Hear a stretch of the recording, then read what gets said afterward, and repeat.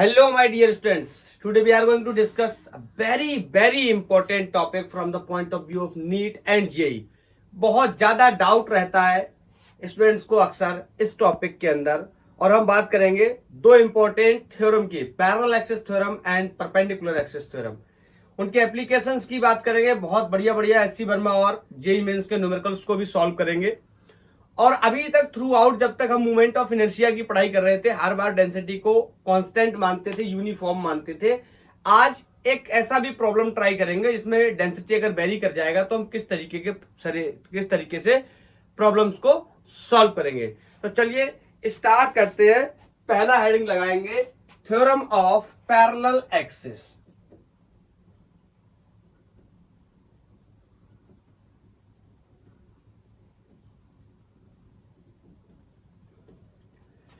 जो बातें मैं इसके रिलेटेड आपको इससे बताऊं, परपेंडिकुलर एक्सिस थ्योरम या पैरेलल एक्सिस थ्योरम, तो आप लगाते वक्त ध्यान रखना, अगर थोड़ी सी भी गलती करेंगे तो क्वेश्चन गलत हो सकता है।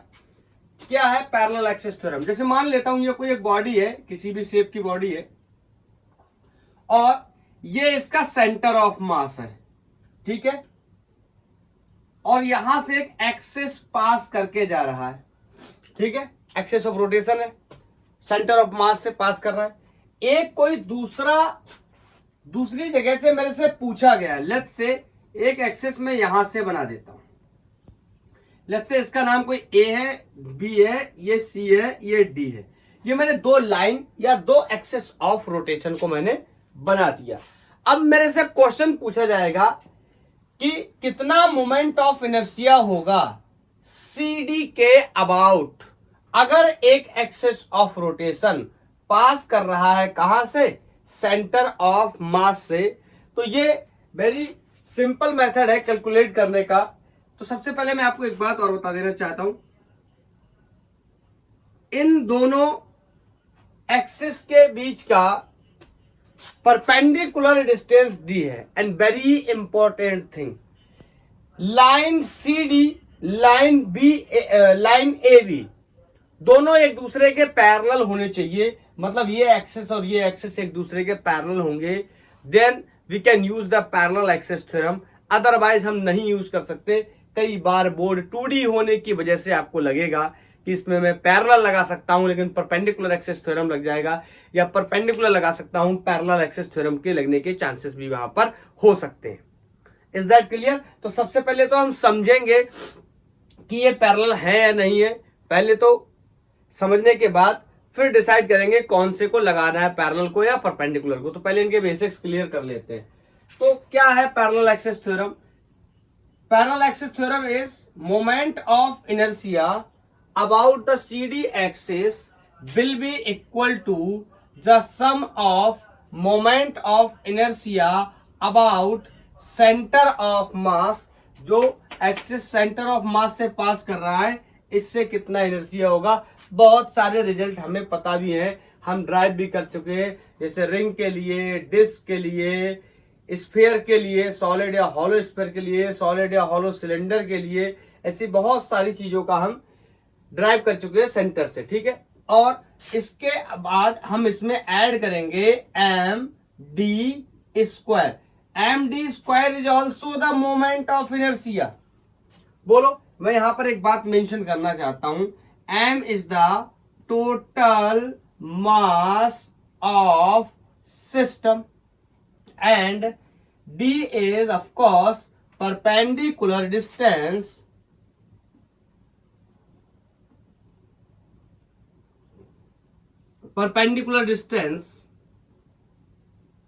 between two parallel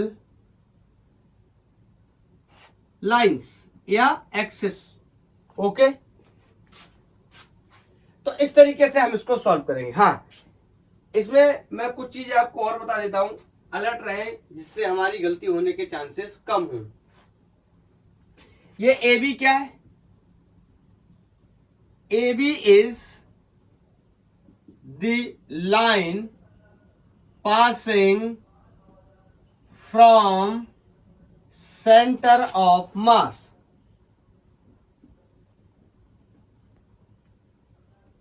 center of mass से पास करने वाली लाइन है कौन, ए बी, और बोथ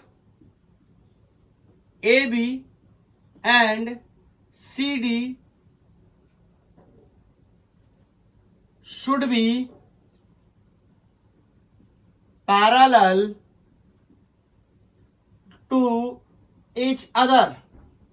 ये सारी बातें अच्छे से क्लियर रखेंगे तभी हम डिसाइड कर पाएंगे कि ये लगेगा या नहीं लगेगा। ओके, बोलो। और डी के बारे में मैंने लिख दिया क्या, चलो लिख ही दिया है, perpendicular distance between the two parallel lines. तो हमें किसी भी एक्सिस के अबाउट मोमेंट ऑफ इनर्शिया लिखना है और वो एक्सिस एक दूसरी एक्सिस के पैरेलल है जो सेंटर ऑफ मास से पास कर रही है, देन हम यूज कर सकते हैं थ्योरम ऑफ पैरेलल एक्सिस। मतलब इस एक्सिस के about moment of inertia will be sum of the moment of inertia axis which is passing from the center, and parallel to this axis will be and plus sum of moment of inertia of this mass md square, where d is the perpendicular distance. So this is all about the theorem of parallel axis। अब मैं perpendicular axis के बारे में बताता हूं, फिर questions लेंगे और आप डिसाइड करके मेरे को बताना कि कौन सा थ्योरम यहां पर लगने वाला है। बोलो, क्लियर? हटा दूं, नोट बना। अब बहुत ज्यादा मैं इसमें ड्राइव नहीं करूंगा क्योंकि कोई बहुत फर्क नहीं पड़ता। हम में बहुत ही अच्छे अच्छे नीट और आईआईटी के क्वेश्चंस को सॉल्व करना हमारा चैलेंज है। तो पहले इसके कॉन्सेप्ट को हर आदमी को अच्छे से आना चाहिए। इसका कॉन्सेप्ट अगर आप नहीं समझेंगे तो आपको ये बहुत ही टिपिकल लगने लगेगा, पढ़ने के बाद आप चले जाएंगे फिर से क्वेश्चन सॉल्व होना बंद हो जाएंगे। Next one is theorem of perpendicular axis.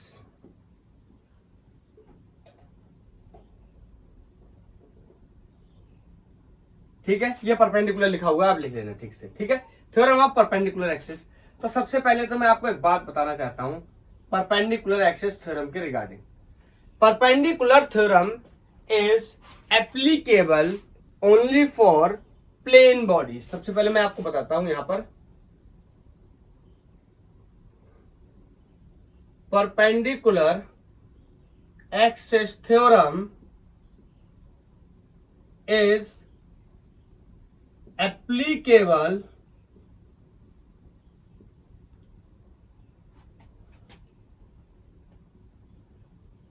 only for plane bodies।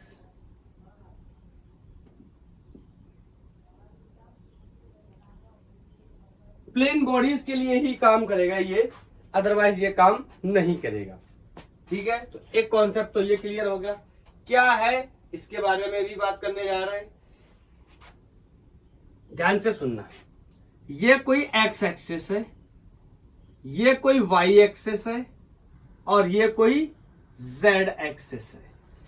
तो concept of the perpendicular axis theorem हमसे ये कहता है कि moment of inertia about the Z axis will be equal to the sum of the moment of inertia about X axis plus the moment of inertia about Y axis. क्या ये बात आपको समझ में आ रही?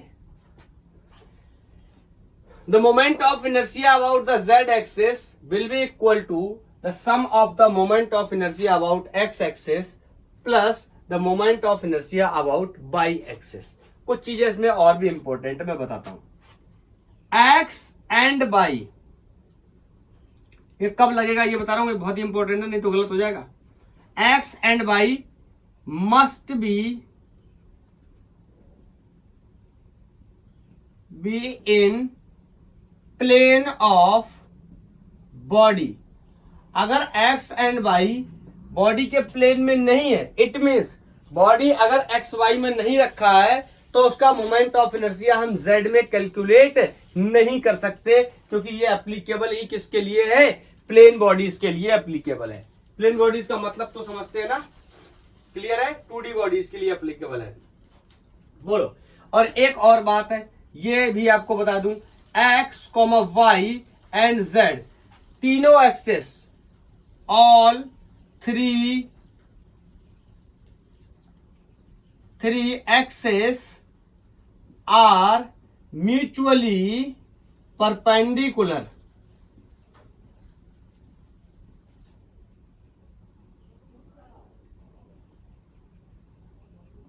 ठीक है, mutually perpendicular to each other. Is that clear? अब इसमें जो बेसिक है, बारीकियां है, वो ये है कि ये प्लेन बॉडीज के लिए काम करेगा, और उसके बाद ये जो x और ये y है, ये बॉडी के प्लेन में होना चाहिए, तभी हम moment of inertia about the z क्या कर सकते हैं, कैलकुलेट कर सकते हैं। अगर ये एक्सेस बॉडी के प्लेन में नहीं है, x और y, then we cannot calculate the moment of inertia about the z axis. Is that clear? तो इन बातों का ध्यान रखेंगे तभी हम क्वेश्चन को सॉल्व कर पाएंगे। तो समझ गए क्या डिफरेंस है पैरेलल एक्सिस थ्योरम में और परपेंडिकुलर एक्सिस थ्योरम में? वहां दो लाइन पास कर रही हैं, एक सेंटर ऑफ मास से पास करेगी, दूसरी हमसे पूछा जाएगा कि ये लाइन सरफेस से, यहां से, टेंजेंट से पास कर रही है, तो बताइए कितना मोमेंट ऑफ इनर्शिया होगा। दोनों लाइनें एक दूसरे के पैरेलल होनी चाहिए और उनके बीच की परपेंडिकुलर डिस्टेंस लेंगे हम md स्क्वायर करके, और मोमेंट ऑफ इनर्शिया जो हमसे पूछा गया है उस एक्सिस का will be equal to the moment of inertia about the COM, centre of mass, plus md square. इसके केस में प्लेन बॉडी होनी चाहिए, मोमेंट ऑफ इनर्शिया z के अबाउट तब कैलकुलेट कर पाएंगे जब x और y बॉडी के किस में होंगे, प्लेन, मतलब बॉडी किस में रखी है, XY प्लेन में रखी हुई है। हाँ, ये जो इंपॉर्टेंट चीजें ये मैंने आपको बता दी है, और इसको कैसे कैलकुलेट करेंगे, कैसे लगाएंगे, न्यूमेरिकल प्रॉब्लम्स के हिसाब से बात करेंगे। मैं एक टर्म यहीं पे आपको और भी बताना चाहता हूं, उसको बताने के बाद फिर हम लोग डिसाइड करेंगे कि कौन सा थ्योरम लगाना है। क्वेश्चन में लिखूंगा, फिर अपन डिसाइड करेंगे कौन सा थ्योरम लगाना है, पैरेलल एक्सिस या परपेंडिकुलर एक्सिस। और उसके बाद लास्ट में चलते चलते डेंसिटी अभी तक बार बार कांस्टेंट मान के चल रहे थे, एक वेरिएबल डेंसिटी जेईई मेंस 2020 का प्रॉब्लम भी सॉल्व करके जाएंगे। एक और टर्म है, आपने इसके बारे में भी सुना होगा स्कूल में या कोचिंग्स में, रेडियस ऑफ जाइरेशन। कुछ लोग गायरेशन भी बोलते हैं, कुछ लोग जाइरेशन भी बोलते हैं। तो ये हमारा मुद्दा नहीं है कि ये जाइरेशन है या गायरेशन है, रेडियस ऑफ जाइरेशन। ठीक है, रेडियस ऑफ जाइरेशन क्या होता है सिंपली पहले मैं आपको ये बता देता हूं। Radius of gyration is simply I equal to m k square, where k is radius of gyration and I is of course MOI and M is total mass of system। है क्या ये रेडियस ऑफ जाइरेशन? इस बात को समझने का प्रयास करते हैं। मैं आपको पहले एक्सप्लेन करके बताता हूं, फिर हम समझते हैं। जैसे मान लीजिए मेरे पास एक सॉलिड सिलेंडर है, मान लीजिए मेरे पास एक डिस्क है, मान लीजिए मेरे पास एक हॉलो सिलेंडर है, मतलब मेरे पास कोई एक रेगुलर ज्योमेट्री है जिसका मुझे रेडियस ऑफ जाइरेशन निकालना है। तो रेडियस ऑफ जाइरेशन क्या है? It is the radius of a ring. Very important, ये रेडियस ऑफ जाइरेशन है, ये किसी रिंग का रेडियस है, किसी रिंग का रेडियस है अबाउट गिवन एक्सिस या लाइन। ठीक है, एज सच क्या है, मतलब ये किसी गिवन रिंग का रेडियस है। लेकिन रिंग का रेडियस क्यों है, ये बड़ा सवाल है। हम क्या कर रहे हैं, एक सॉलिड स्फीयर को, एक सॉलिड सिलेंडर को, एक डिस्क को, उसके अंदर जितना मास है ना उसका हम एक रिंग बनाना चाहते हैं। आप समझे मेरी बात? मतलब अगर एक डिस्क में जितना मास है उस मास की मैं एक रिंग बनाऊं, पहले उसको मेल्ट करूं, फिर उसका क्या करूं, एक रिंग बनाऊं, या उसका सारा मास एक रिंग के ऊपर डिस्ट्रीब्यूट कर दूं, दोनों बातें एक ही हैं। तो उसका जो मोमेंट ऑफ इनर्शिया होगा, जो रिंग मैंने बनाया है, किससे, किसी डिस्क के मास से, किसी स्फीयर के मास से, किसी सिलेंडर के मास से, तो उन दोनों के मोमेंट ऑफ इनर्शिया सेम होंगे बिफोर एंड आफ्टर। मतलब बिफोर एंड आफ्टर का मतलब पहले वो एक सिलेंडर था या एक डिस्क था या फिर एक स्फीयर था, फिर मैंने उसको मेल्ट किया, मेल्ट करने के बाद उसका एक क्या बना लिया, रिंग बना लिया। और सबको पता है रिंग जो मास होता है रिंग के अंदर वो कहां होता है, सरफेस पे होता है। तो उन दोनों का मोमेंट ऑफ इनर्शिया क्या होगा, सेम होगा। This is the concept of radius of gyration. और ये वो रिंग जो मैंने बना करके तैयार किया है, आपको पता है जिसका मास जितना ज्यादा होगा रिंग उतना बड़ा बनकर तैयार होगा। बोलो, तो उसका जो मोमेंट ऑफ इनर्शिया होगा, जो रिंग मैंने तैयार किया है, और प्रीवियस बिफोर मेल्टिंग जो ऑब्जेक्ट थे, जो रेगुलर बॉडीज थे, उनका मोमेंट ऑफ इनर्शिया क्या होगा, सेम होगा। This is the concept. So I can say it is the radius of a ring about a given axis, such as if the total mass of given body is distributed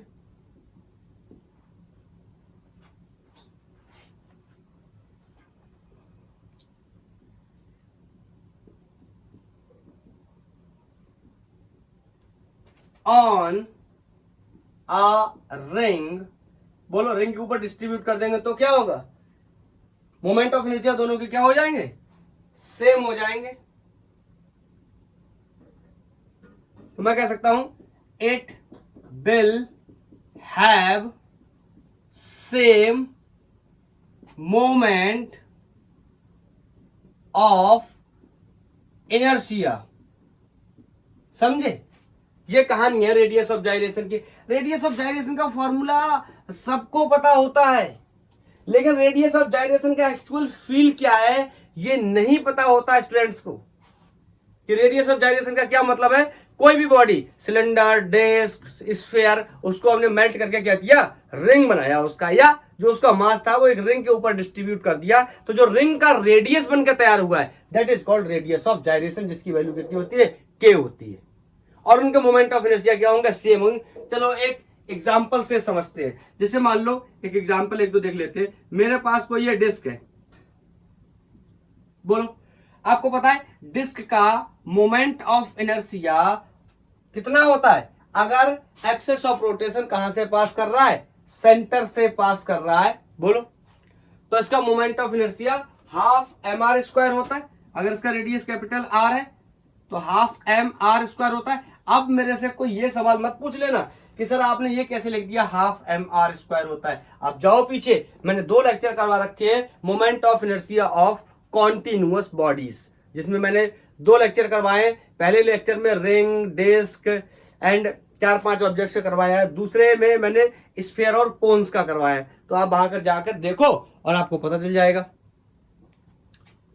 बोलो, clear है। हाँ, अब जाइरेशन से compare करना है तो बोलो इसका मोमेंट ऑफ इनर्शिया, अब मैंने इसका क्या बना दिया, रिंग। समझना मेरी इस बात को, मैंने इसका रिंग बना दिया, मतलब इसका जो मास था ना, ये पूरा मास मैंने इस रिंग को दे दिया, तो इसका कोई ना कोई रेडियस बनकर तैयार हुआ। लेट्स से मैंने कह दिया इसको के, लेकिन इसका मोमेंट ऑफ इनर्शिया और इसका मोमेंट ऑफ इनर्शिया दोनों के ही क्या होने वाले, सेम। तो मैं लिख सकता हूं इसका मोमेंट ऑफ इनर्शिया कितना होगा, एम के स्क्वायर। Is that clear. इसका मोमेंट ऑफ इनर्शिया, इसका मोमेंट ऑफ इनर्शिया सेम होगा, तो मैं कह सकता हूं कि half M R square will be equal to M के square. Is that clear. Mass से मास मर जाएगा। बोलो, मास वैसे भी सेम है, जो भी मास इसका टोटल था वही तो मैंने रिंग पे डाल दिया, रिंग बना दी। बोलो, this is a simple story of the radius of gyration. तो यहां से स्क्वायर रूट लूंगा तो ये के आर रूट से बाहर निकल आएगा, अंडर 2 फंस जाएगा। So I can say R over root 2 is the value of radius of gyration for a disk. Is that clear. Is that clear. I think समझ गए होंगे। अगर आप चाहो तो मैं 1-2 और भी बता सकता हूं। और इसको ये मत समझना कि ये आएगा नहीं, काफी इंपॉर्टेंट होता है ये रेडियस ऑफ जाइरेशन। हाँ, ये रेडियस ऑफ जाइरेशन का मतलब ये है ये काफी कॉम्प्लिकेटेड करके जेई में पूछा जाता है। कॉम्प्लिकेटेड करने का मतलब काफी चीजें घुमाता है, क्वेश्चन में पूछता है, उसके बाद कहता है जायरेशन बताओ। तो जायरेशन का कॉन्सेप्ट हमें पता होना चाहिए, तभी हम जायरेशन के बारे में डिस्कस कर पाएंगे। बोलो, अगर आपको एक दो और समझना है तो और समझ सकते हैं। जैसे मान लो कि ये कोई सॉलिड सिलेंडर है, बताओ ये सॉलिड सिलेंडर है और इसकी एक्सेस के about moment of inertia half M R square होता है।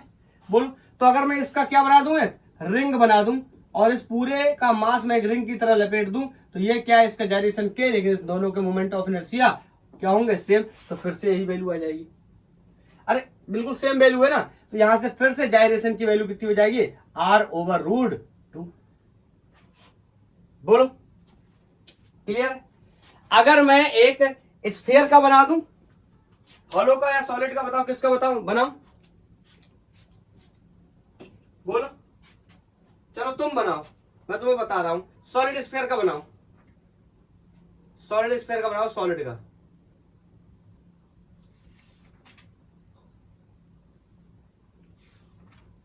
सॉलिड स्फीयर का बनाओ, बना लिया, चलो हटाता हूं इसको। बताओ, तो अब इसमें मोमेंट ऑफ इनर्शिया आपको पता होने चाहिए। वो कैसे पता होंगे हम लोग डिस्कस कर चुके हैं, आप लेक्चर जाके देखो पीछे, और मैंने आपको बोला भी था कि आप मोमेंट ऑफ इनर्शिया याद कर लो इनके।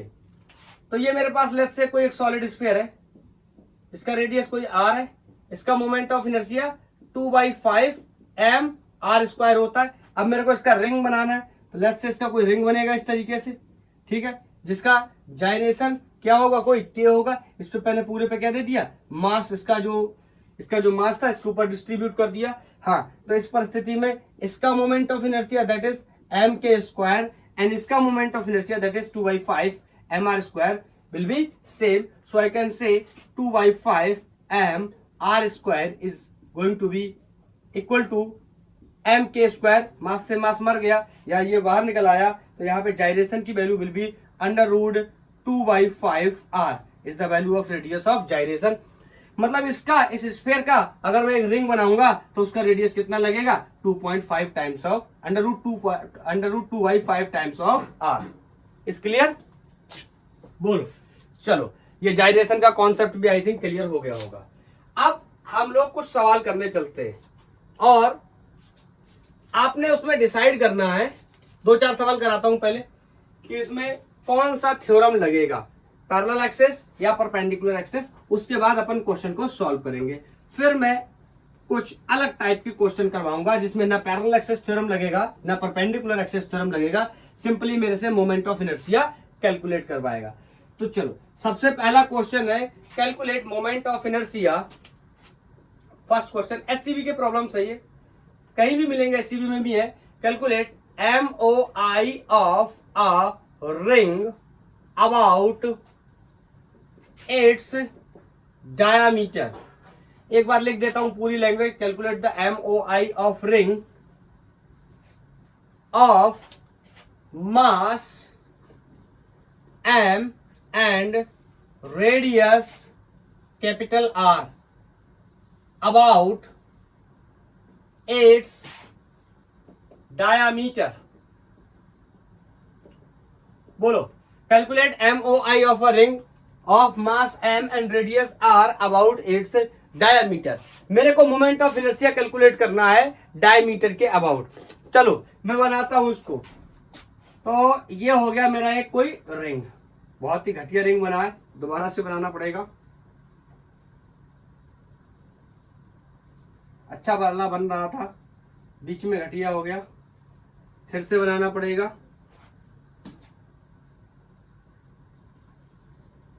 ठीक है, इसका रेडियस कोई आर है। अब मेरे से बोल रहा है इसके डायमीटर के अबाउट मोमेंट ऑफ इनर्शिया बताओ। तो पहले इसके डायमीटर्स बना लेता हूं। बोलो, तो इस रेडियस को कुछ इस तरह मान लेता हूं। तो एक तो ये इस तरीके से मैं इसका डायमीटर बना सकता हूं, एक मैं इस तरीके से डायमीटर बना सकता हूं। कुछ लोग कह रहे होंगे सर ऐसे भी तो डायमीटर बना सकते हैं, बिल्कुल बना सकते हैं। कुछ लोग कह रहे होंगे सर ऐसे भी तो डायमीटर बना सकते हैं, बिल्कुल बना सकते हैं।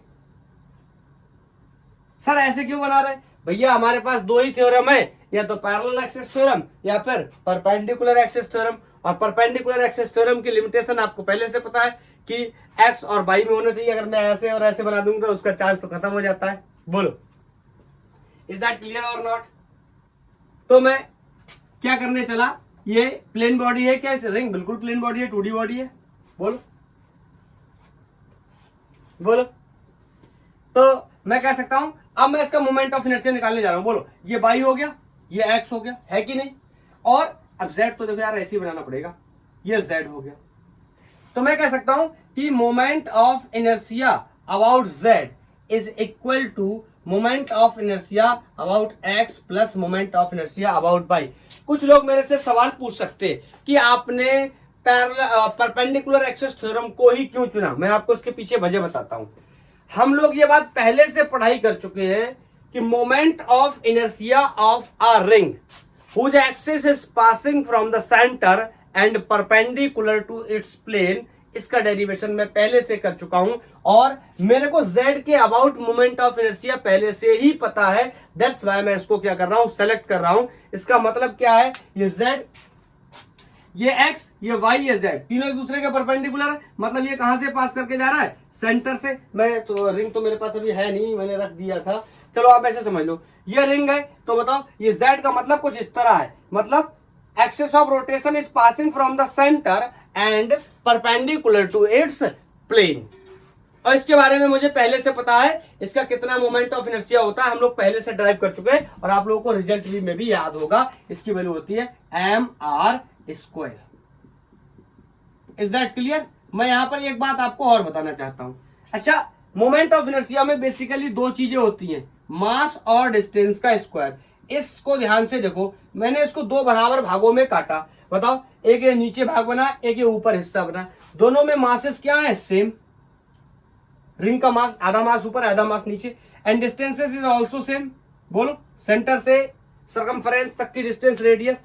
तो मैं आपसे यह भी कह सकता हूं कि दोनों का moment of inertia about the x axis और वाई एक्सिस क्या होने वाला है, सेम। तो मैं एक बात बोल दे रहा हूं, masses are same in xy distribution, in x and y distribution,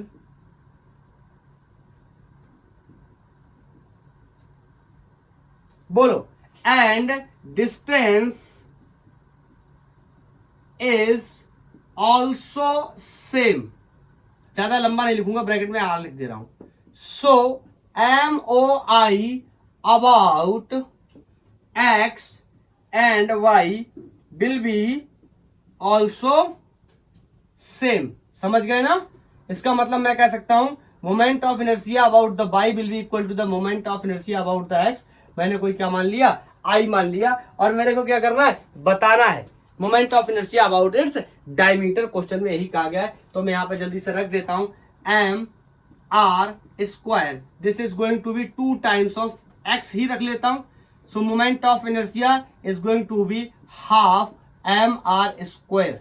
बोलो, x के अबाउट या y के अबाउट। तो मैं यहां पर फाइनल आंसर लिख दे रहा हूं, moment of inertia about the x will be equal to the moment of inertia about the y and will be half mr square।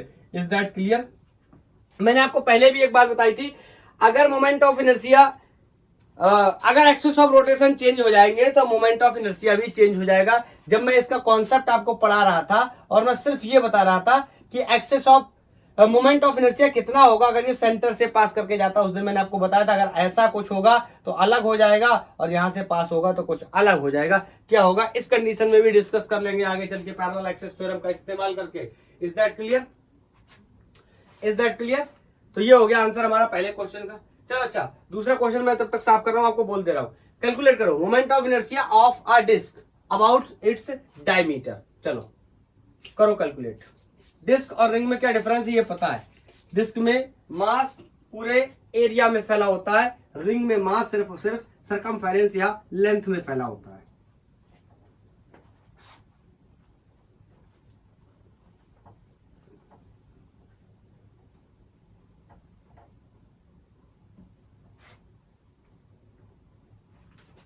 Moment of inertia of disc,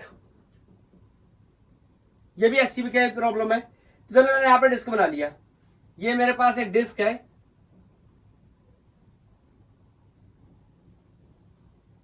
और disc है of course, तो इसके अंदर मास भरा होगा। इसका radius मैंने यहां बता दिया है, इसका कोई आर रेडियस, इसका मास टाइम है। मेरे को moment of inertia about the diameter calculate करना है, तो फिर से मैं इसके दो डायमीटर बना सकता हूँ, एक ऐसा और एक ऐसा। तो ये एक्स के अबाउट हो गया, ये वाई के अबाउट हो गया। और बोलो मोमेंट ऑफ इनर्शिया जेड के अबाउट मेरे को पता है, हम पहले से डिराइव कर चुके हैं, तो मैं बोल सकता हूँ ये क्या हो गया, जेड हो गया। So I can say moment of inertia about the Z is going to be the moment of inertia about x plus moment of inertia about y। इसके बारे में मेरे को पहले से पता है। moment of inertia of a disk whose axis of rotation is passing from center and perpendicular to its plane। बिल्कुल क्लियर है। by z का मतलब क्या है, देखो मैं यहां पे बताता हूं। ये क्या है, अगर मान लो y है, ये क्या है, मान लो अगर x है, तो z कैसा होगा, z कैसा होगा, तीनों म्यूचुअली परपेंडिकुलर होते हैं एक दूसरे के, ये बात हम पहले से डिस्कस कर चुके हैं। बोलो, तो ये z होगा, ये वाला z मान लो, ये x मान लो, ये y मान लो, तो ये होगा। तो बोलो ये क्या हो रहा है, इस तरीके से परपेंडिकुलर अंदर जा रहा है। इसके बारे में मैं पहले से डिस्कस कर चुका हूं कि moment of inertia of disc whose axis of rotation is passing from the center and perpendicular to its plane, इसकी वैल्यू हाफ mr² होती है। अभी भी जिसको इस बात में प्रॉब्लम है ये कैसे आया, तो मैं आपको फिर से सजेस्ट करना चाहूंगा, आप जाओ पहले प्रीवियस लेक्चर्स को देखो और पता करो ये कैसे आया है। मैंने 2 लेक्चर बनाए हुए हैं moment of inertia of continuous bodies, वहां क्लियर हो जाएगा। अगर आपको पता है वेल एंड गुड, और मैं इसमें ज्यादा टाइम नहीं खपाना चाहता। आपको पता है मास का डिस्ट्रीब्यूशन क्या है, सेम है, एक्स के अबाउट या वाई के अबाउट, तो इन दोनों का मोमेंट ऑफ इनर्शिया भी क्या होगा, सेम होगा। मैं यहाँ शॉर्ट में हिंट कर दे रहा हूं, मोमेंट ऑफ इनर्शिया एक्स और वाई का क्या होगा, सेम। तो यहाँ पर चलो मैं एक्स के अबाउट ही लिख लेता हूं, तो ये कितना हो जाएगा, 2 times. Is that clear? So this is going to be moment of inertia in x, moment of inertia in y will be equal to, ये 2 नीचे पलट के आ जाएगा, this is going to be 1/4 time of mr²। This is the moment of inertia of a disk about its diameter, या any diameter तो नहीं बोलना, diameter x और y के about। Is that clear? चलो हो गया, और बढ़ाते हैं सवाल का लेवल, दूसरी प्रकार की ज्योमेट्रीज को लेते हैं।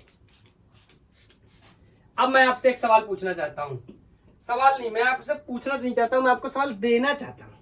तो बताओ, चलो आप बताओ, एक सिलेंडर है, ठीक है, सॉलिड सिलेंडर है, उसके अबाउट उसका मोमेंट ऑफ इनर्शिया निकालना है, किसके अबाउट, एक एक्सिस पास कर रही है, एक एक्सिस से, सिलेंडर के एक्सिस से, और दूसरी सरफेस से पास कर रही है। कैसे कैलकुलेट करेंगे मोमेंट ऑफ इनर्शिया? आप अगर नहीं समझ पाए तो पहले मैं इसकी पिक्चर बना देता हूं, फिर मैं इसका क्वेश्चन लिख दूंगा।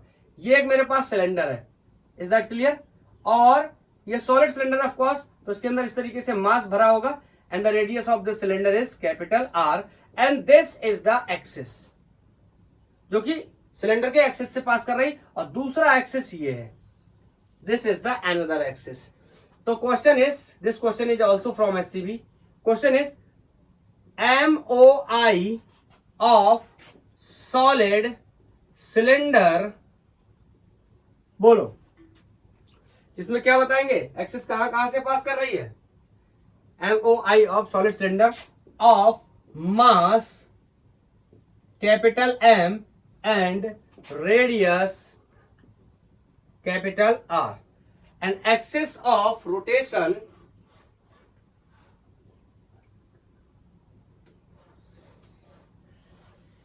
ऐसे लिखते हैं, about a line parallel to axis of cylinder। मैं इस वाली लाइन की बात कर रहा हूं, एक्सिस से पास करके जा रही है, लेकिन क्या है, पैरेलल है। डोंट थिंक कि ये इस तरीके से काट के जा रहा है, इसको ऐसे समझ लो, ये एक सिलेंडर है, तो यहां से मैंने इसको डाला है, इस एक्सिस को इस तरीके से यहां से डाला है और ऐसे निकाल दिया, ठीक है, इज दैट क्लियर?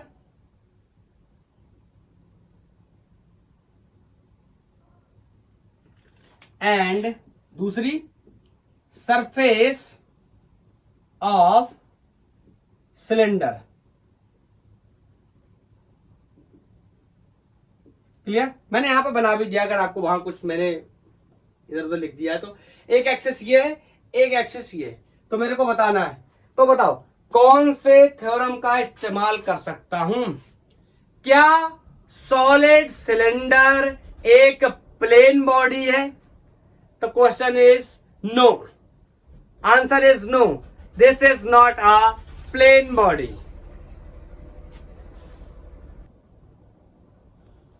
तो जब प्लेन बॉडी नहीं है तो परपेंडिकुलर एक्सिस थ्योरम का तो कॉन्सेप्ट ही खत्म हो जाता है। अब सोचते हैं क्या पैरेलल लगेगा कि नहीं लगेगा, ये नहीं परपेंडिकुलर नहीं लगा तो पैरेलल लगा दे, सोचते पहले। बोलो ये एक्सिस इस सिलेंडर के इस तरीके से एक्सिस से पास करके जा रहा है, इस तरीके से, और ये वाला जो एक्सिस है ये यहां इस तरीके से सरफेस पे बना हुआ है, तो क्या ये दोनों लाइनें एक दूसरे के पैरेलल हैं? Of course. Is that clear? So it means can say use करेंगे किसका? पैरेलल एक्सिस का, पैरेलल एक्सिस थ्योरम का। Okay, and parallel axis theorem क्या कहता है? Moment of inertia about the asking axis कौन सी है? टेंजेंट के अबाउट पूछा गया है, नहीं सॉरी सरफेस के अबाउट, सरफेस के अबाउट पूछा गया है। This is going to be the moment of inertia about centre of mass plus md square. m is the mass of the body and d is the perpendicular distance between the two axes, और इस condition में ये perpendicular distance कितनी है? r, जो कि क्या है? Radius of this cylinder. Is that clear? तो सरफेस के अबाउट बोलो moment of inertia about centre of मास, इसके बारे में हम लोग पहले से डिस्कस कर चुके हैं और इसका डेरिवेशन भी कर चुके हैं। एक एक्सिस जो सिलेंडर के सेंटर से पास करती है और प्लेन के परपेंडिकुलर है, ऐसे में हम मोमेंट ऑफ इनर्शिया कितना लगाते हैं? Half M R square. आपको नहीं पता है? अब देखो बोलो प्लस एम आर स्क्वायर, ये हाफ ये one, this is going to be 3/2 times of M are square. कह देता जाइरेशन बताओ, यही तुरंत बता देते अभी gyration. Is that clear? Compare कर देते हैं एम के स्क्वायर से। बोलो तो क्या समझ गए? क्या समझ गए मेरी बात को? चलो नेक्स्ट डिसाइड कर पाए किस तरीके से लगाया मैंने। चलो अब मैं ज्यादा लैंग्वेज नहीं लिख रहा, अब आपको मैं बोल के बता रहा हूं, तब तक आप करो, मैं साफ कर रहा हूं इसको। बताओ मोमेंट ऑफ इनर्शिया बताओ एक सॉलिड स्फीयर का जिसका एक एक्सिस सेंटर से पास कर रहा है और दूसरा एक्सिस टेंजेंट से पास कर रहा है, और सॉलिड स्फीयर का मास m and radius capital R है। बताइए, this question is also from SCB. बोलो तो मेरे पास ये एक सॉलिड स्फीयर, देखने में आपको डिस्क जैसा लग सकता है क्योंकि ये 2D बोर्ड है, लेकिन ये क्या है? एक सॉलिड स्फीयर है। मैंने मान लिया इसका रेडियस कोई कैपिटल R है और इसका मास क्या है? m है। मेरे को मोमेंट ऑफ इनर्शिया बताना है टेंजेंट के अबाउट। मैं पहले इसका एक गलत डायग्राम बनाता हूं, फिर आपको सही बना करके बताता हूं। देखो इसके सेंटर से पास करेगा एक्सिस ऑफ रोटेशन, इस तरीके से आप बनाओगे, क्लियर? और आप इस तरीके से बनाने जाओगे। दोनों में अंतर समझना। ये वाला जो मैंने बनाया है ये एक्चुअली इस तरीके से नहीं है कि ये ऐसे है ना, ये 3D में है। 3D में मतलब ये z एक्सिस में अंदर की तरफ है, ये वाला एक्सिस जो है अंदर की तरफ है, तो यहां पर मैं ऐसे नहीं बना सकता। ध्यान से समझो, अगर मैंने इसको अंदर की तरफ बना दिया, ये एक्सिस ये वाला एक्सिस ऐसे हो गया और ये वाला एक्सिस ऐसे हो गया, तो ये तो दोनों लाइन एक दूसरे के परपेंडिकुलर तो है नहीं, सॉरी दोनों लाइन एक दूसरे के पैरेलल तो है नहीं, ये तो परपेंडिकुलर हो गई। इसका मतलब मैं पैरेलल एक्सिस का यहाँ यूज नहीं कर सकता और परपेंडिकुलर का इसलिए यूज नहीं कर सकता क्योंकि इस पर प्लेन बॉडी होती नहीं है। तो बताओ मैं इसको सॉल्व ही नहीं कर पाऊंगा। समझ पाए मेरी बात को मैं क्या बताने की कोशिश कर रहा हूं? लोग स्टूडेंट अक्सर इसी बात में कंफ्यूज होते हैं, प्रॉब्लम में रहते हैं कि किस तरीके से हम इसको एक्सिस को डिफाइन कर रहे हैं। तो यहां पर ये एक्सिस इस तरीके से गया हुआ है, हमें इसका मोमेंट ऑफ इनर्शिया पहले से पता है। कौन से का? Moment of inertia of solid sphere whose axis of rotation is passing from its center and perpendicular to its plane, it means ये इस तरीके से, इसका हमें पहले से पता है। और अगर आप टेंजेंट पे इस तरीके से बनाने जाओगे तो ये दोनों परपेंडिकुलर हो गए, ऐसा नहीं कर सकते। तो कैसे बनाएंगे टेंजेंट को? टेंजेंट को भी अंदर की तरफ बनाएंगे। तो मैं यहां पर इस तरीके से बना दे रहा हूं, अंदर की तरफ। ये भी मैंने अंदर की तरफ बनाया और ये टेंजेंट भी यहां पर इस तरीके से ले लिया अंदर की तरफ। Is that clear? यहां पर क्यों नहीं लिया? क्योंकि ये इस तरीके से हो जाता टेंजेंट और एक्सिस इस तरीके से हो जाता, दोनों परपेंडिकुलर हो जाते, तो हम यूज नहीं कर पाते अपने कॉन्सेप्ट का। यहां पर दोनों ही क्या हो गए? अंदर। एक्सिस ऑफ रोटेशन सेंटर से भी अंदर और यहां से भी अंदर। यहां पे मान लो आप ऐसे घुसेड़ा है, यहां से इस तरीके से अंदर दसा दिया। Is that clear? अब हमारे लिए बहुत आसान है। अब मैं इसका आंसर बिल्कुल आसानी से निकाल सकता हूं कि मोमेंट ऑफ इनर्शिया टेंजेंट के अबाउट पूछा गया है, will be equal to the moment of inertia of centre of mass plus md square. D square is the perpendicular distance. इस पर्टिकुलर कंडीशन में डी स्क्वायर की वैल्यू कितनी हो जाएगी? R square. बोल, याद मत कर लेना कि हमेशा आर स्क्वायर हो जाएगी टेंजेंट के अबाउट। बताओ, moment of inertia of the solid sphere whose axis of rotation is passing from the center and perpendicular to its plane is 2/5 times of mr square and plus mr square। दोनों को जोड़ देंगे तो tangent के about पता चल जाएगा। 2/5 है तो ये हो गया 5 2 7/5, 7/5 mr square is the moment of inertia of this solid sphere about its tangent. इसके सेंटर के अबाउट कितना है ये पहले से ड्राइव कर चुके, लेक्चर में मौजूद है। बोलो, मैंने आपको बोला भी था वहां पे कि याद करना पड़ेगा, नहीं तो आगे चल के हमें प्रॉब्लम होगी। सर कुछ तूफानी करते हैं, ये तो हो गया, कुछ तूफानी करते हैं, चलो कुछ तूफानी कर लेते हैं। अब वैसे तो मैं आपको बता दे रहा हूं कि ना परपेंडिकुलर एक्सिस थ्योरम का यूज करूंगा ना पैरेलल एक्सिस थ्योरम का यूज करूंगा और अलग तरीके से क्वेश्चन को सॉल्व करूंगा। क्या सर वो क्वेश्चन बिना थ्योरम के सॉल्व हो जाएगा या थ्योरम लगाकर सॉल्व हो सकता है? दोनों तरीके से सॉल्व हो सकता है, थ्योरम लगाकर भी सॉल्व हो सकते हैं और विदाउट थ्योरम भी सॉल्व हो सकते हैं। कैसे समझते हैं? मेरे पास एक स्क्वायर है और उस स्क्वायर के चारों कॉर्नर्स पे इस तरीके से मैंने स्फीयर्स रखे हुए हैं। ये स्फीयर इस तरीके से रखे, इसका जो कॉर्नर है इसका सेंटर है। ओके, इसका जो कॉर्नर है स्फीयर का सेंटर है। क्लियर? और इसकी लेंथ स्क्वायर की जो साइड लेंथ है वो बी है, कोई आपको पता है स्क्वायर लेंथ। तो ये मेंस का प्रॉब्लम है, जेई मेंस 2020 में ये क्वेश्चन पूछा गया। मेरे से कह रहा है कि ये जो सॉलिड स्फीयर है, ये सॉलिड स्फीयर में लिख के एक बार यहां पर नोट कर देता हूं, ये सॉलिड स्फीयर है और इस सॉलिड स्फीयर का मास कैपिटल एम है और इसका रेडियस स्मॉल ए है। ओके, ये रेडियस स्मॉल ए है। मेरे से कह रहा है कि इसका मोमेंट ऑफ इनर्शिया बताओ। फाइंड MOI ऑफ सिस्टम और एक्सेस ऑफ रोटेशन के बारे में डिस्कस करेंगे।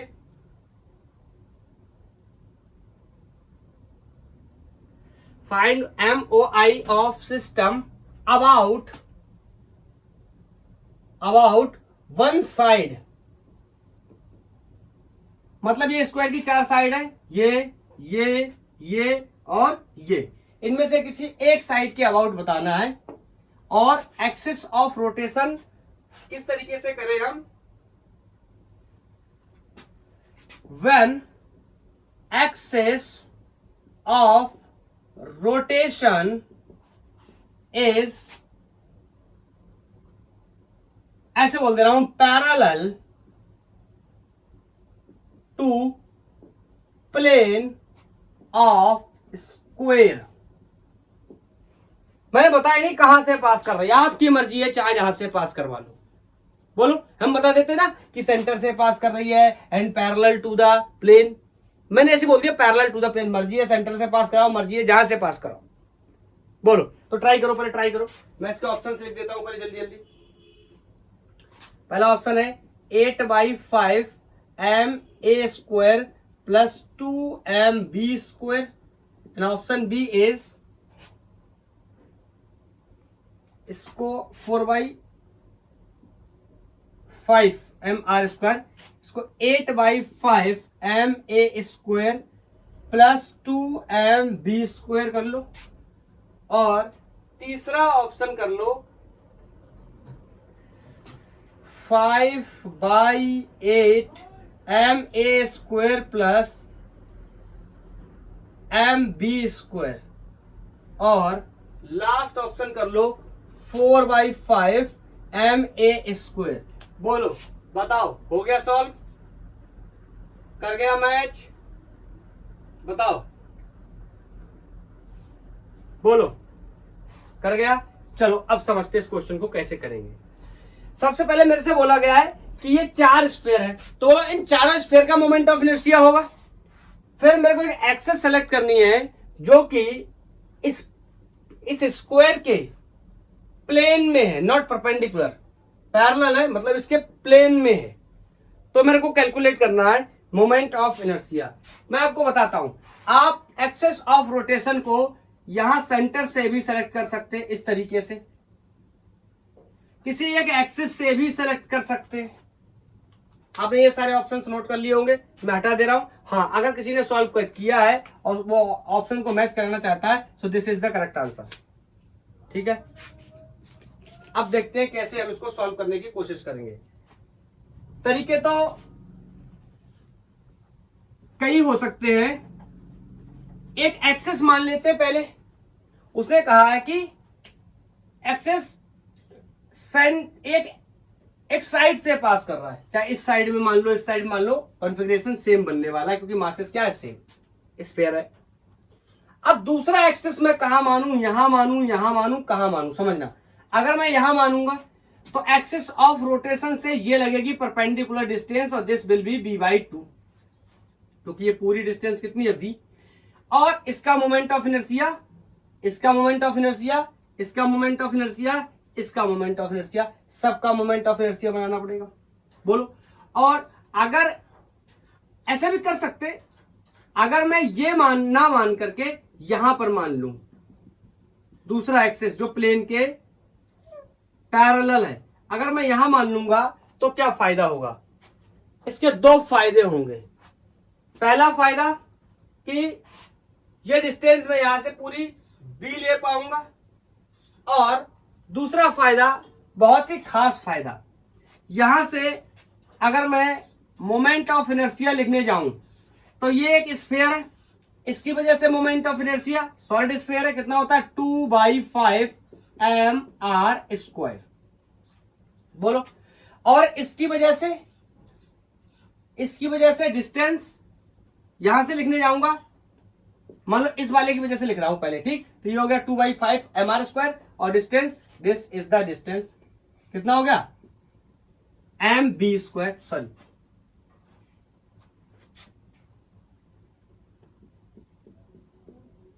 mb²। ओके, समझ पा रहे हैं मैं क्या कर रहा हूं? ऐसा तो नहीं समझ ही नहीं आ रहा।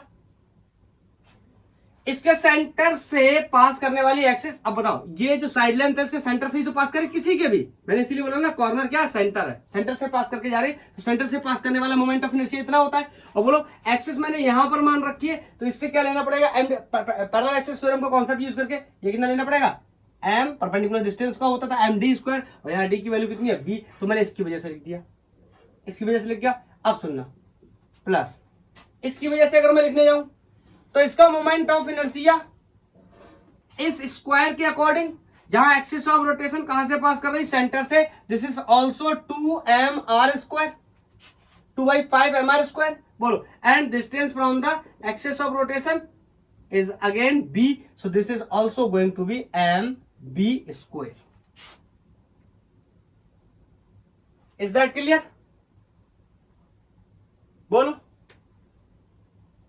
ऐसे ही क्या होगा, जब आप इसका लिखने जाओगे और इसका लिखने जाओगे तो जीरो हो जाएगा। पूछो क्यों?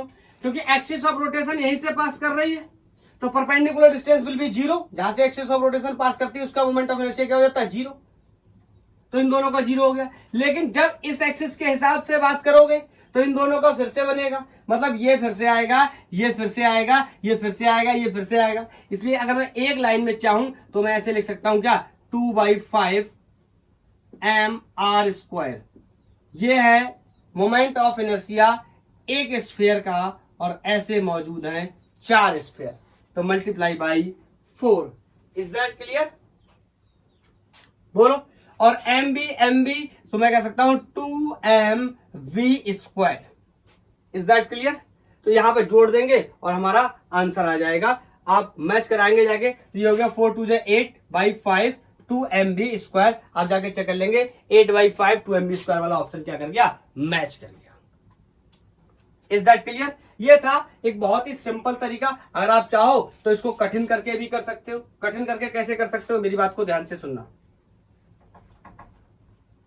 मेरे से क्वेश्चन पूछा गया है कि एक्सिस ऑफ रोटेशन, अब ये भद्दा हो गया, कोई बात नहीं, मैंने यहां मान लो, तो आप क्या कहोगे कि इन दोनों एक्सिस के बीच की जो परपेंडिकुलर डिस्टेंस है, this is going to be b/2 in this condition, so I can say moment of inertia. बोलो, सबका मोमेंट ऑफ इनर्शिया लिखना पड़ेगा मुझे।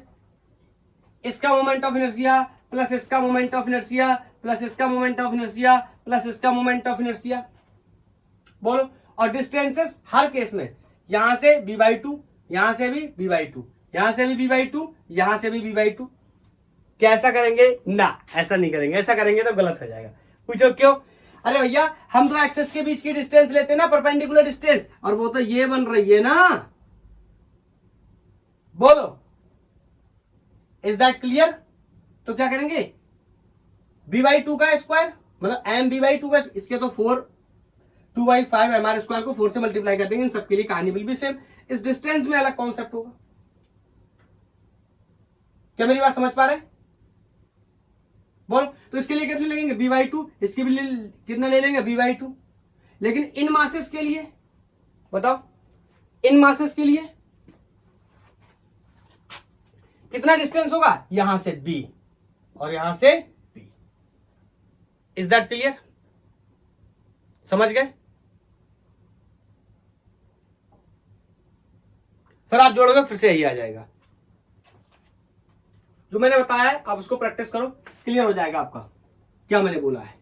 चलो, मैं इसको एक और तरीके से, अब नहीं इस क्वेश्चन को नहीं, दूसरा क्वेश्चन लेता हूं, उसमें मैं इस कॉन्सेप्ट को चेंज करता हूं, कहीं आपके दिमाग में पैरेलल और परपेंडिकुलर तो नहीं घूम रहा है। एक्सेस थ्योरम की बात कर रहा हूं।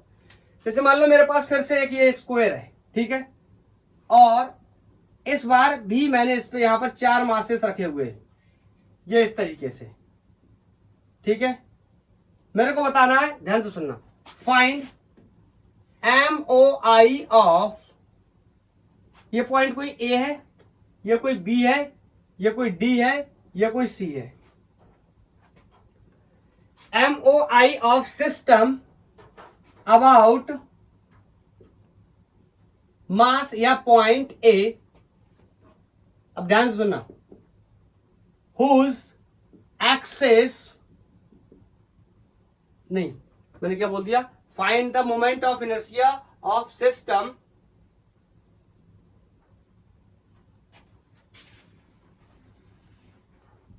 Where axis of rotation is passing from A and parallel to BD। ये BD डायगोनल है ना, इसके पैरेलल है, मतलब यहां से एक्सिस ऑफ रोटेशन पास कर रहा है इस तरीके से। ये हो गया मेरा एक्सिस ऑफ रोटेशन, और इसके पैरेलल होना चाहिए, तो मैंने इस तरीके से एक लाइन बना ली, तो बोलो इसके ये क्या हो गया, पैरेलल भी हो गया। अब मेरे को बताना है कि इसका मोमेंट ऑफ इनर्शिया कितना होगा, बताओ। तो अगर मैं इसका मोमेंट ऑफ इनर्शिया लिखने जाऊं तो कितने मासेस है, 1 2 3 4, 4 मासेस की वजह से मोमेंट ऑफ इनर्शिया लिखूंगा। अब ये मत कहना कि यहां से यहां तक की परपेंडिकुलर डिस्टेंस लेंगे, ये पैरेलल एक्सिस थ्योरम में नहीं लगा रहा है यहां पे। पूछो वजह क्या है? अरे भैया, एक मास यहां रह जाएगा, फिर एक मास यहां रह जाएगा, इसको कैसे लेंगे? बोलो, सिंपली मोमेंट ऑफ इनर्शिया लिख रहा हूं, इस मास की वजह से, इस मास की वजह से, इस मास की वजह से और इस मास की वजह से। एक्सिस ऑफ रोटेशन कहां से पास कर रहा है, इस पॉइंट से पास कर रहा है। तो बताओ, लिखना शुरू करूं क्या? मैं लिख सकता हूं, सबसे पहले इसी मास की वजह से लिखूंगा, तो मोमेंट ऑफ इनर्शिया कहता है mr², ये r कितना होगा 0, क्योंकि एक्सिस ऑफ रोटेशन यही से पास कर रहा है।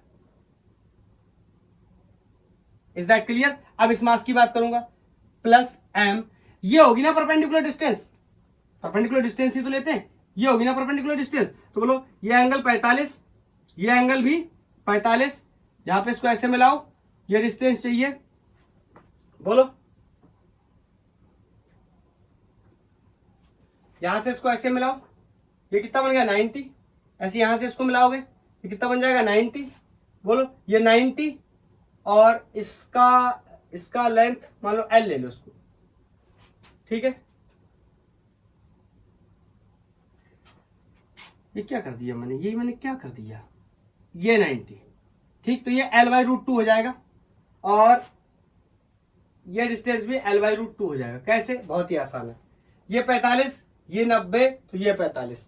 इस 45 का cos 45 बना लो, L/cos थीटा लगा लो, बोलो तो कितना हो जाएगा, cos थीटा cos 45 मतलब 1/√2 मल्टीप्लाई बाई L। ये बहुत छोटी छोटी बातें, ये पता होगा कैसे हो जाएगा। हाँ लिखने चले तो बताओ इसके सबकी डिस्टेंसेस लिख दे। बताओ इस मास की डिस्टेंस कितनी हो गई, L/√2 का स्क्वायर।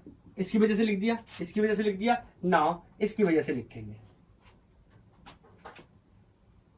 बोलो m परपेंडिकुलर डिस्टेंस लेंगे ना एक्सिस ऑफ रोटेशन से। क्या ये परपेंडिकुलर नहीं, क्या ये परपेंडिकुलर नहीं। अगर मैं ऐसी लाइन बना दूं, क्या ये परपेंडिकुलर, क्या ये परपेंडिकुलर डिस्टेंस है एक्सिस ऑफ रोटेशन से, यस। ये L, तो बोलो ये कितना हो गया, L√2 डायगोनल के बराबर हो जाएगा।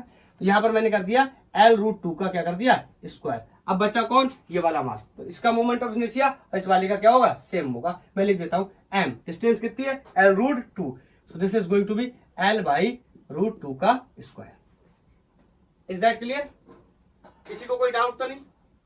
This question is also was asked in JEE mains 21, ठीक है। इसको जोड़ोगे, ये तो 0 हो गया, ये हो गया mL/2, और इसको भी देखो तो mL/2, ये देखोगे तो mL² इंटू 2, √2 का स्क्वायर करेंगे तो ये mL²/2, mL²/2, ये 2mL², ये 1 हो गया, ये मतलब आधा आधा 1 हो गया, ये 2 3 हो गया। तो I is equal to 3mL²। Is that clear, बोलो किसी को कोई डाउट तो नहीं, बोलो हो गया। अब चलते चलते एक अलग तरीके का सवाल करते हैं। क्या है अलग तरीका, चलो तरीका यह है कि बहुत ही सरल सवाल हमने सॉल्व करना है।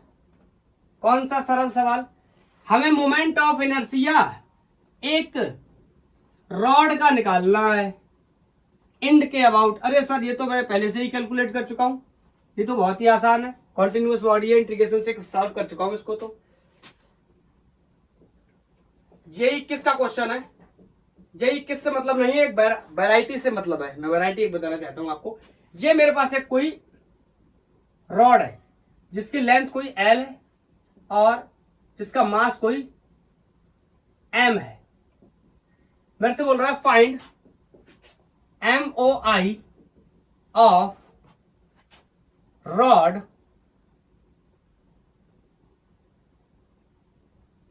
फ्रॉम या axis of rotation, axis of rotation is passing from one end and perpendicular, ऐसे लिख दे रहा हूं, perpendicular to its, perpendicular to its plane तो नहीं बोल सकते, perpendicular to rod। रॉड के क्या कर दिया मैंने, परपेंडिकुलर कर दिया। और चूंकि ये कॉम्पिटिटिव एग्जाम जेई में आया हुआ है तो इसके 4 ऑप्शन भी गिवन है।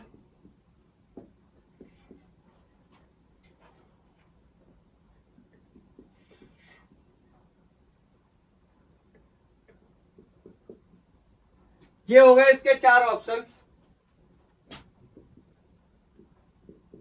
बोलो कर लिया सॉल्व, नहीं होगा, क्यों, एक चीज और गिवन।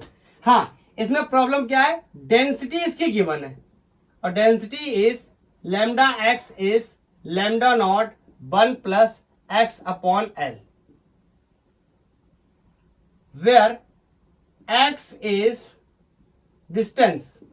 ठीक है, बस इतना सा क्वेश्चन था ये। अगर ये ना लिखता तो अभी 1 मिनट में हम इसका आंसर मार देते, इनमें से कोई मैच भी नहीं करता, ये भी हमें पता है।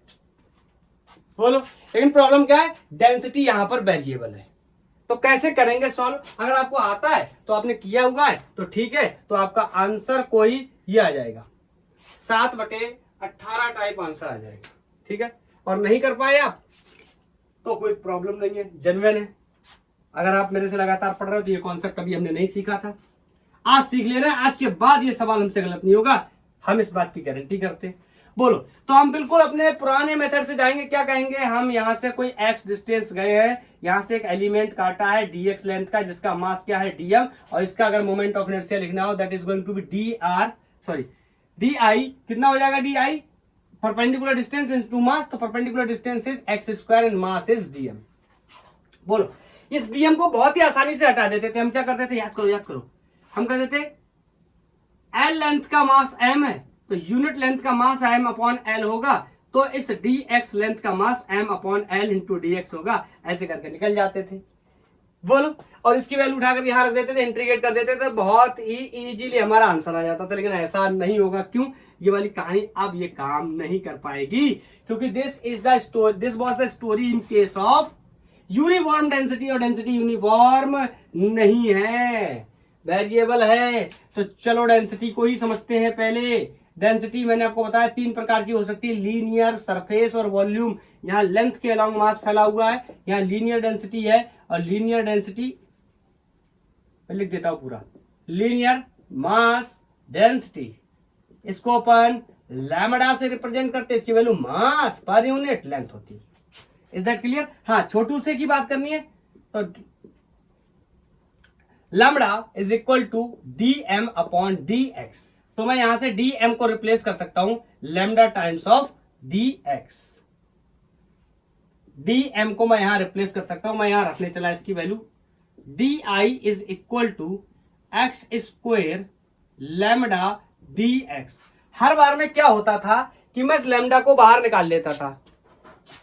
अगर आप मेरे लेक्चर देखोगे तो ये लैम्डा का कॉन्सेप्ट मैंने कभी इंट्रोड्यूस किया नहीं, क्योंकि मैं हर बार मान के चलता था लैम्डा कांस्टेंट है, या सिग्मा कांस्टेंट है, या रो कांस्टेंट है, इस वजह से मैं इसका यूज नहीं करता था। अगर ये कांस्टेंट है तो इंटीग्रेशन से बाहर निकल जाता था, लेकिन इस बार ये कांस्टेंट नहीं है, ये वेरिएबल, इसका फंक्शन दिया हुआ है। बोलो, तो क्या रखूं? हाँ, बिल्कुल रखना पड़ेगा। D I is going to be, कौन कौन कांस्टेंट है? कोई भी कांस्टेंट नहीं है, सब वेरिएबल है। This x variable, this lambda variable, this is the function of x given in the problem. तो पहले इसकी वैल्यू नोट कर देते हैं। This is going to be lambda naught 1 plus x upon L. This is the value of lambda, note कर लिया, question में मैंने पीछे गिवन करी थी, इनटू डीएक्स। बोलो, हाँ, ये लैम्डा नॉट क्या है? ये कांस्टेंट है, इसको मैं बाहर कर सकता हूं, लेकिन इसकी भी जरूरत मुझे पड़ेगी बाद में, ये कोई गणित का नंबर है। डेंसिटी अगर आपने नोट कर ली तो ठीक है, वरना मैं यहाँ साइड में बता देता हूँ। Density is the function of lambda naught is 1 plus x over L. ठीक है, लैम्डा नॉट क्या है? डेंसिटी ऑफ रॉड, पूरे डेंसिटी, रॉड की डेंसिटी क्या है? Lambda naught. क्लियर? तो अभी क्या करेंगे? डी आई आई कर लेते हैं, बार बार इसको क्या साथ में डी आई लेके घूमेंगे। इसको अंदर करता हूं, सॉरी बाहर करता हूं। अब देखो, इसका अंदर मल्टीप्लाई करता हूं, दोनों का मल्टीप्लाई करता हूं, तो यहां हो जाएगा एक्स स्क्वायर डीएक्स। इसके साथ यहां मल्टीप्लाई किया, इधर से एक्स स्क्वायर, इधर से डीएक्स। अब इसमें करूंगा तो ये एक्स है, ये एक्स स्क्वायर है, this is going to be x cube multiply by D x over L. दोनों को अलग अलग इंटीग्रेट कर लो। अब बताओ, लिमिट सबसे कम लंबाई 0, सबसे अधिक लंबाई l, limit from 0 to l।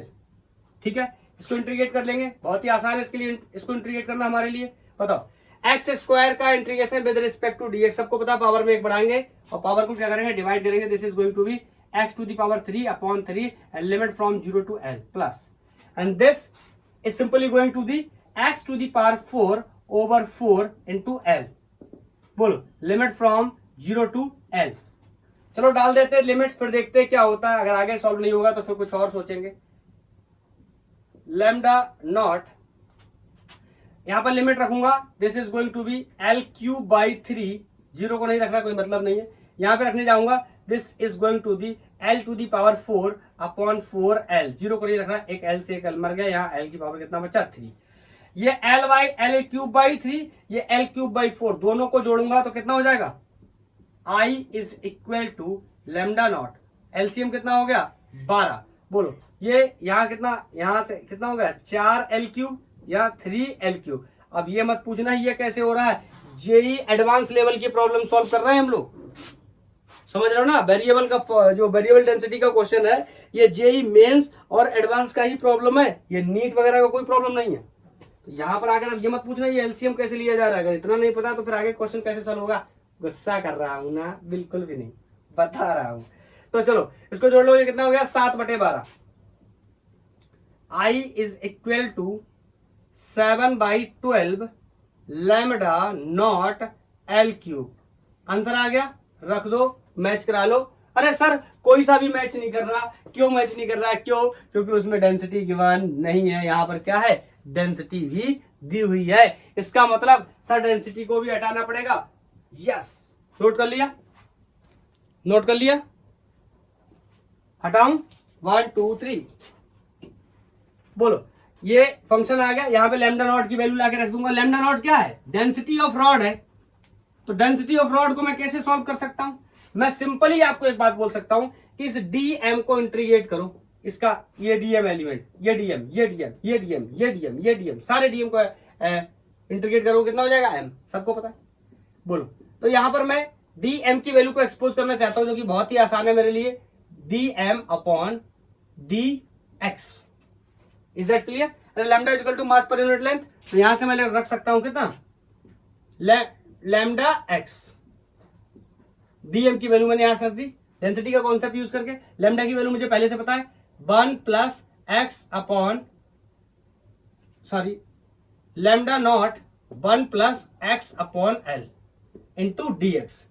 भाई मास भी वेरिएबल है ना, मास वेरिएबल है, हर यूनिट लेंथ में मास सेम नहीं है, तो इसीलिए इंटीग्रेट करके क्या निकाल ले रहा हूं, टोटल मास की वैल्यू निकाल ले रहा हूं। इस रॉड के टोटल मास की वैल्यू कितनी है, बस मुझे ये पता चल जाए। इसकी तो पता है डीएम है, लेकिन इस पूरे की क्या है, ये एम है, लेकिन ये एम अलग अलग जगह वेरी कर रहा है, तो इसका फंक्शन बनाना पड़ेगा किसके साथ में, डेंसिटी के साथ में। तो यहां से अपन क्या करेंगे, इंटीग्रेट करना शुरू करेंगे। बोलो लैम्डा नॉट क्या है, कांस्टेंट, इसको बाहर निकाल लिया। अब बोलो अंदर, फिर से इसके अंदर मल्टीप्लाई करूंगा, क्या हो जाएगा, dx प्लस ये क्या हो जाएगा, x dx अपॉन एल। इसका इसमें मल्टीप्लाई किया, इसका इसमें किया, दोनों को अलग अलग इंटीग्रेट कर दिया। Limit from 0 to l, limit from 0 to l, सबको पता है dx dx will be x, और लिमिट अपर लिमिट l, तो मैं डायरेक्ट लिख दे रहा हूं इसको, लैम्डा नॉट ये हो गया l प्लस ये कितना हो जाएगा, एक्स स्क्वायर बाई 2, लिमिट डालूंगा, चलो एक बार कर दे रहा हूं, x square by 2l and limit from 0 to l। तो m is going to be lambda l plus यहां पे l स्क्वायर बाई 2l, एक l से l मर जाएगा, तो यहां पर बचेगा l by 2। Is that clear? मैंने रख दिया है, आप इसको सॉल्व कर लो।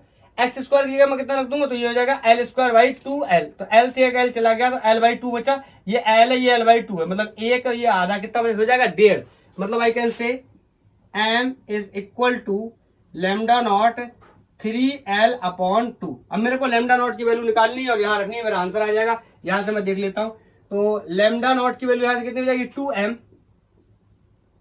Divide by 3l is equal to lambda naught. इसको इक्वेशन कोई एक मान लो, ठीक है, बोलो क्लियर है? अब वेरिएबल का सवाल है, तो मास भी तो निकालना पड़ेगा, क्योंकि मास क्या है, हर पर यूनिट लेंथ में मास सेम नहीं है। इसी वजह से मैं मास को क्या कर रहा हूं, इंटीग्रेट कर रहा हूं। अगर डेंसिटी कांस्टेंट होती तो मैं क्या बोल देता, हर पर यूनिट लेंथ में मास क्या है, सेम। लेकिन हर पर यूनिट लेंथ में मास सेम नहीं है, क्योंकि density is the function of distance and that is lambda naught 1 plus x over L. Is that clear? ये एडवांस लेवल के प्रॉब्लम्स है। तो यहां पर क्या है, वैल्यू को रख देंगे, पुट इन 1 कर दो, बोल दो lambda naught is equal to 2m upon 3l, put in 1। जो इक्वेशन मैंने बनाई थी, ये कोई इक्वेशन थी। यहाँ पे मैं रखने चला, moment of inertia is going to be, मैं क्यों कर रहा हूँ, एक्स्ट्रा एक रीजन और भी बता सकता हूँ। यहाँ क्या है, लैम्डा, लेकिन मुझे लैम्डा के टर्म्स में आंसर नहीं चाहिए, मुझे किसके टर्म्स में चाहिए, एम एल स्क्वायर के टर्म्स में। तो पहली बात तो यहाँ क्यूब है, तो इसलिए मुझे ये क्या कर रहा हूँ, मैं लैम्डा नॉट को हटा रहा हूँ। इसकी वैल्यू मैंने यहाँ से खोज ली है, एंड 7/12 इंटू लैम्डा नॉट की value 2m upon 3, 2m upon 3 into L cube. देखो सब कुछ रख गया, 7/12 आ गया, एल क्यूब भी आ गया, और इसकी वैल्यू 2m अपॉन 3l भी आ गई। एक l से एक l मरता हुआ दिखाई दे रहा है, यहाँ 2 बचेंगे, तो ये हो गया 7 दूनी 14, और नहीं इतना बढ़ाना क्यों है, ये हो गया 6, तो ये हो गया ऊपर 7 और 6 तिहाई 18। यहां से बचा क्या, m, और यहाँ क्या बचा, l स्क्वायर। मैंने बोला था मैच कर लेना, 7/12 18 ml square is the moment of inertia of that rod, जिसका डेंसिटी क्या था, वेरिएबल। सर मेरे को एक सवाल पूछना है, ये क्वेश्चन आपने रॉड के रिलेटेड करवाया, क्या ये डिस्क के रिलेटेड होगा, क्या ये स्फीयर के रिलेटेड हो, किसी भी चीज के रिलेटेड ये क्वेश्चन हो सकता है। अगर डेंसिटी क्या है, वेरिएबल है, तो बस डिफरेंस क्या है, तरीका आपने समझना है। पहले जैसे मैंने आपको बताया, आपने इंटीग्रेट करना है, फिर आके मोमेंट ऑफ इनर्शिया फंस जाएगा लैम्डा नॉट पे। लैम्डा नॉट हो सकता है, सिग्मा हो सकता है, वॉल्यूम के लिए रो हो सकता है। फिर इसकी वैल्यू आप कैसे निकालेंगे, टोटल मास को इंटीग्रेट करके निकालेंगे, डीएम। इस डीएम की वैल्यू यहां लैम्डा डीएक्स हो गई है, हो सकता है next time sigma D A हो जाए डेंसिटी के हिसाब से, क्योंकि डेंसिटी 3 प्रकार की होंगी।